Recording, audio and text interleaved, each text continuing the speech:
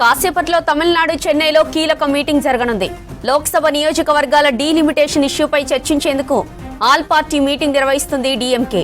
ఇక Tamil Nadu CM MK Stalin ఆధ్వర్యంలో నిర్వహిస్తున్న అఖిలపక్ష సమావేశంలో దక్షిణాది రాష్ట్రాలకు చెందిన ముఖ్యమంత్రులు, విపక్షాల నేతలు పాల్గొంటున్నారు.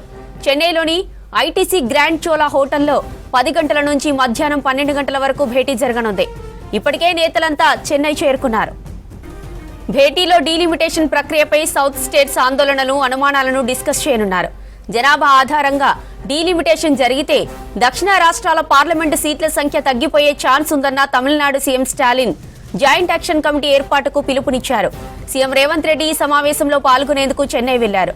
డీలిమిటేషన్ ను బీజేపీ నేతృత్వంలోని మోదీ సర్కార్ దక్షిణ రాష్ట్రాలపై కుట్రగా ఇదివరకే రేవంత్ రెడ్డి విమర్శించారు. దక్షిణ రాష్ట్రాలు ఎక్కువ పన్నులు చెల్లిస్తూ అభివృద్ధికి తోడ్పడుతున్నప్పటికీ చట్టసభలో ప్రాతినిధ్యం తగ్గిపోతుందని ఆందోళన వ్యక్తం చేశారు. ఆల్ పార్టీ మీటింగ్ కి తృణమూల్ కాంగ్రెస్ ప్రతినిధులు హాజరు కావడం లేదు. ఇక తమిళనాడు డీలిమిటేషన్ పై మీటింగ్ కు సంబంధించిన మరిన్ని డీటెయిల్స్ మదార్ ఫోన్ లైన్ లో అందిస్తారు. Madar, good morning. Meeting updates ఏంటి? వెరీ గుడ్ మార్నింగ్ జ్యోతి. ఫేర్ డీలిమిటేషన్ పేరుతోటి ఈ రోజు చెన్నైలో ముఖ్యంగా ఐటీసీ చోలాలో ఈ కార్యక్రమం అయితే జరుగుతుంది. ఫస్ట్ జేఏసీ మీటింగ్ ఇది. పోయిన వారమే ఈ డీలిమిటేషన్ కు సంబంధించి సౌత్ రాష్ట్రాలన్నీ కూడా ఏకతాటిగా పోరాడాలి, దానికి సంబంధించి జేఏసీ ఏర్పాటుకు ఒక నిర్ణయం అనేది తీసుకున్నాము. సౌత్ రాష్ట్రాల నుంచి ముఖ్యంగా కేరళ, కర్ణాటక, తెలంగాణ, ఆంధ్రప్రదేశ్, ఒడిశాతో పాటు మరొక 2 ఉత్తరాది రాష్ట్రాలు, పంజాబ్ అలాగే పశ్చిమ బెంగాల్, ఈ రాష్ట్రాలకు సంబంధించిన కీలక రాజకీయ పార్టీలకు అలాగే ఈ రాష్ట్రాలకు సంబంధించిన ముఖ్యమంత్రులకు తమిళనాడు ముఖ్యమంత్రి స్టాలిన్ ఒక లేఖ రాశారు.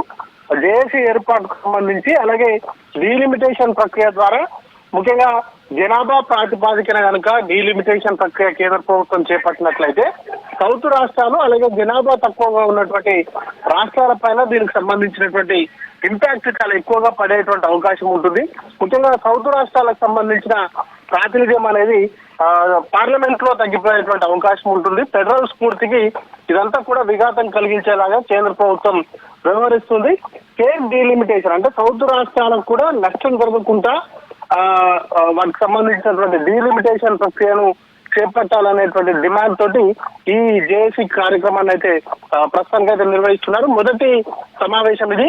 దీనికి తెలంగాణ రాష్ట్ర ముఖ్యమంత్రి రేవంత్ రెడ్డితో పాటు బీఆర్ఎస్ పార్టీకి సంబంధించి కేటీఆర్, ఇంకొంతమంది పార్టీకి సంబంధించిన ప్రతినిధులు కూడా హాజరవుతా ఉన్నారు. ఇక ఏపీ నుంచి ఈ భేటీకి ఎవరు హాజరు కావట్లేదు. ఒడిశా నుంచి బీజేడీ నుంచి ప్రతినిధులు పంపిస్తున్నట్టుగా సమాచారం ఉంది. ఇక కర్ణాటక నుంచి డీకే శివకుమార్ ఈ భేటీలో పాల్గొంటారు. పంజాబ్ నుంచి భగవంత్ మాన్, ఆ రాష్ట్ర ముఖ్యమంత్రి భగవంత్ మాన్ కూడా ఈ భేటీలో పాల్గొని డీలిమిటేషన్ ప్రక్రియకు సంబంధించి సుదీర్ఘంగా చర్చ జరిగేటువంటి అవకాశం ఉంది. ఉదయం 10 నుంచి మధ్యాహ్నం 12 గంటల వరకు 2 గంటల పాటు కూడా ఈ సమావేశాన్ని జేఏసీకి సంబంధించిన మొదటి సమావేశంలో కీలకమైనటువంటి అంశాలపై ముఖ్యంగా డీలిమిటేషన్ ప్రక్రియకు సంబంధించి ఏవైతే అనుమానాలు ఉన్నాయో ప్రజలకు నుంచి కావచ్చు, లేకపోతే పొలిటికల్ పార్టీస్ కు తీసుకోవాల్సినటువంటి అంశాలు కావచ్చు, అలాగే ఏకతాటిగా ఈ అంశానికి సంబంధించి రాజకీయాలన్నీ కూడా పక్కన పెట్టి సౌత్ రాష్ట్రాలకు అన్యాయం జరగకుండా ముందుకు ఎలా వెళ్లాలనే దానిపైన ఒక భవిష్యత్తు కార్యాచరణ ఏ విధంగా ఉండాలనే దానిపైన కూడా ఈ భేటీలోనే చర్చ అనేది కూడా చేపట్టేటువంటి అవకాశం ఉంది. ముఖ్యంగా కేంద్ర ప్రభుత్వం పైన ఒత్తిడి తీసుకొచ్చేందుకు భవిష్యత్తు కార్యాచరణలో ఏ విధంగా ముందుకెళ్లాలి, పార్టీలుగా అలాగే రాష్ట్రాలుగా ఏ అంశాలను తీసుకెళ్లాలనే దానిపైన ఈ భేటీలో చర్చ అనేది కూడా సుదీర్ఘంగా చర్చించేందుకు ఈ భేటీని అయితే ఏర్పాటు చేస్తున్నారు. కొద్దిసేపటి క్రితమే స్టాలిన్ ఒక ట్వీట్ కూడా చేశారు.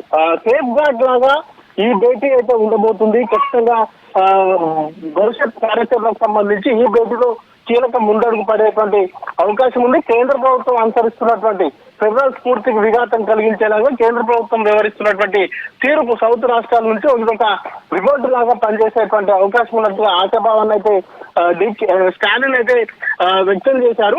ఇక రాజకీయ పార్టీలుగా లేకపోతే ఈ రాష్ట్రాలకు సంబంధించినటువంటి ప్రతినిధులుగా వారి అభిప్రాయం కూడా ఈ భేటీలోనే వ్యక్తం చేస్తారు. కాబట్టి ఖచ్చితంగా డీలిమిటేషన్ ప్రక్రియ పైన గతంలో ముఖ్యమంత్రి కూడా సౌత్ రాష్ట్రాల పైన కుట్రలాగా దీన్ని అభివర్ణించారు. ఖచ్చితంగా డీలిమిటేషన్ ప్రక్రియ అంటే సౌత్ కు నష్టం చేకూరుస్తుంది. ఇప్పుడు ఉన్నటువంటి ప్రాతినిధ్యం ప్రకారం చూసుకున్నట్లయితే ప్రతి 5 వ్యక్తులు ఒక ఎంపీ సౌత్ రాష్ట్రానికి సంబంధించినటువంటి వారు ఉన్నారు. ఇంకా ఒకవేళ డీలిమిటేషన్ ప్రక్రియ కనుక చేపట్టినైతే ప్రతి 4 ఒక్కరిగా మారేటువంటి అవకాశం ఉంటుంది. చాలా వరకు కూడా సౌత్ రాష్ట్రాలకు సంబంధించినటువంటి ప్రాతినిధ్యం తగ్గుతుంది. తద్వారా చట్టసభల్లో సౌత్ రాష్ట్రాలకు సంబంధించినటువంటి ప్రాతినిధ్యం అనేది తగ్గిపోవడంతో పాటు నిధులకు సంబంధించిన అంశాల్లో కావచ్చు, లేకపోతే చట్టసభల్లో బిల్లులు పాస్ అయ్యేటువంటి అంశాల్లో కావచ్చు, సౌత్ రాష్ట్రాలకు సంబంధించినటువంటి అభిప్రాయాలు తీసుకోవాల్సినటువంటి అవసరం లేకుండానే ఈ వ్యవస్థ అంతా కూడా చేసేటువంటి అవకాశం ఉంటుంది. డీలిమిటేషన్ తో ముఖ్యంగా ఉత్తరప్రదేశ్ లాంటి రాష్ట్రాలకు ఎక్కువ లబ్ధి చేకూర్చేటువంటి అవకాశం ఉంటుంది. హిందీ హార్ట్ ల్యాండ్ లో బీజేపీ ఇప్పటికే వారికి సంబంధించినటువంటి ప్రాతినిధ్యం ఎక్కువగా ఉంది. ఒకవేళ ఇప్పుడు కనుక డీలిమిటేషన్ ప్రక్రియ ద్వారా ఈ సీట్లు కనుక గణనీయంగా పెరిగినట్లయితే యూపీ, బీహార్ లాంటి 2 రాష్ట్రాల్లో మెజార్టీ స్థానాలు కైవసం చేసుకుంటే బీజేపీ సెంట్రల్ లో గవర్నమెంట్ ఫామ్ చేయడం అనేది కూడా అభిప్రాయం కూడా వ్యక్తమవుతున్నటువంటి తరుణంలో ఖచ్చితంగా జనాభా ప్రాతిపాదికన కాకుండా వేరే అంశాలను దృష్టిలో ఉంచుతాం. ఎందుకంటే జనాభా నియంత్రణలో సౌత్ రాష్ట్రాలు చాలా దూకుడుగా వ్యవహరించాయి. జనాభా నియంత్రణకు సంబంధించి ఉన్నటువంటి నిబంధనలు ఏవైతే అప్పటి కేంద్ర ప్రభుత్వం విధించిందో వాటినన్నిటికీ కూడా సౌత్ రాష్ట్రాలు తూచా తప్పకుండా అమలు చేశాయి. ఇప్పుడు అలాంటి రాష్ట్రాల పైన ఇది ఒక పెను శాపంగా మారేటువంటి అవకాశం ఉంది. కాబట్టి దానిపైన ఖచ్చితంగా సౌత్ రాష్ట్రాలకు నష్టం జరగకుండా డీలిమిటేషన్ ప్రక్రియ చేపట్టాలనేటువంటి డిమాండ్ అయితే ప్రస్తుతానికి సౌత్ లో ఉన్నటువంటి అన్ని రాష్ట్రాలు కూడా డిమాండ్ చేస్తున్నాయి. దాంట్లో ఒక ఉమ్మడి కార్యాచరణ ప్రకటించేటువంటి అవకాశం ఉంది. జ్యోతి.